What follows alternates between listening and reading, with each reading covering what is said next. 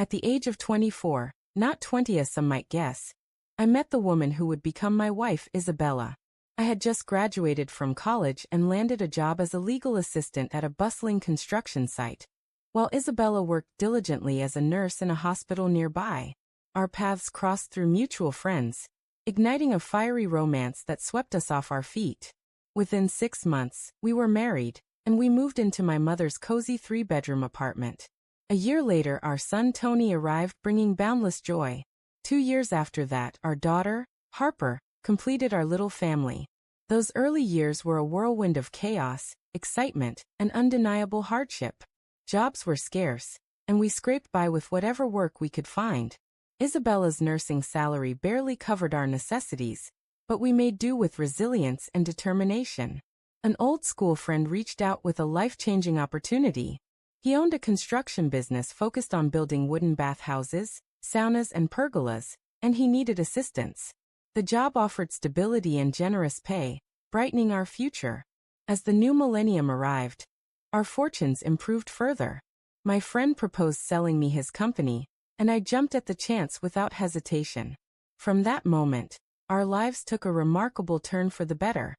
Isabella decided to leave nursing behind, enrolling in school to become a cosmetologist. I supported her ambition by acquiring a space for her to open a small beauty salon. Our children grew up quickly, both earning university degrees. Tony pursued advanced studies at an institute and later secured a job abroad, while Harper graduated with a degree in foreign languages and married a remarkable man who now works for me. They're flourishing, with 2 adorable grandchildren who fill our hearts with happiness. My son-in-law is reliable and kind, and I've started to think about passing the business to him, so I can finally slow down and enjoy life. At 54, the constant hustle has taken its toll, and I yearn for a quieter life. I dream of living in a countryside home, tending a vegetable garden, and spending time with my grandchildren. However, Isabella and I view retirement differently. For her, her 50s are a vibrant new beginning. She's reinvented herself, embracing beauty treatments with such passion that she sometimes feels like a stranger to me. Don't get me wrong, I'm not a grump.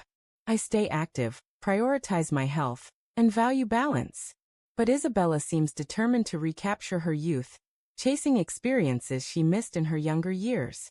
She's asked me to avoid talk of grandkids or rural life, and I respect her desires, wanting only her happiness. We reached a compromise to renovate our country house. Isabella, though hesitant, agreed and hired a designer to manage the project. She showed me the plans, and soon workers were transforming the property. 3 months later, my accountant handed me a jaw-dropping bill for the designer's fees, which Isabella had arranged to be charged to me under a contract I'd signed. Shocked, I paid it but couldn't hide my frustration. Isabella, isn't this designer's fee outrageous for what's been done? Did you pick the most expensive one around? I asked, my voice sharper than I meant. The renovations aren't even complete, and we'll owe more.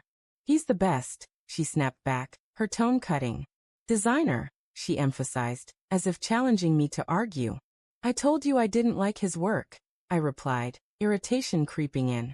Hiring the whole crew would have been cheaper. It's like we're paying for his charisma, not his talent. Isabella's response was cold. If you didn't like it, you should have dealt with it yourself. She ended the call, leaving tension lingering. Our relationship had become strained, as if we lived in different worlds. She was always busy, studying, working, distracted, while I managed the kids, the business, and our lives. As a family, myself, Harper, and my son-in-law, we chose to spend the summer at the country house. For their safety, I installed a security system with cameras I could check remotely. One day, out of curiosity, I logged in from my work computer and was stunned by what I saw. There was Isabella, glowing and youthful, acting infatuated.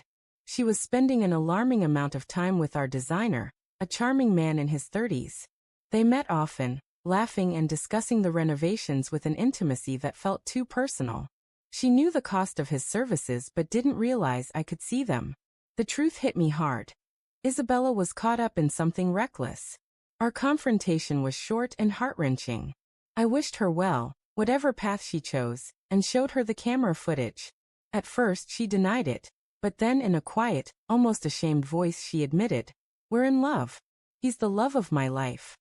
My heart plummeted, a mix of betrayal and disbelief overwhelming me.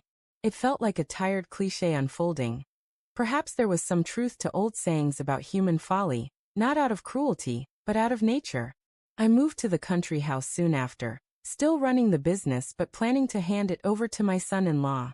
I trained him thoroughly, and he's proven more than capable. I trust him completely.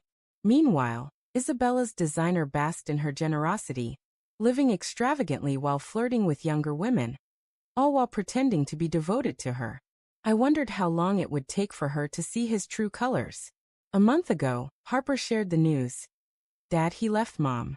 He found someone wealthier, the daughter of a local politician, and she's pregnant with his child." Isabella was heartbroken, regretting her choices but too proud to come back. I felt little pity. Now I live outside the city, working at my own pace. The business is slowly transitioning to my son-in-law, who manages it effortlessly. I've let go of the stress. The kids' strained relationship with their mother is their issue, not mine. At last, life feels like it's mine to savor.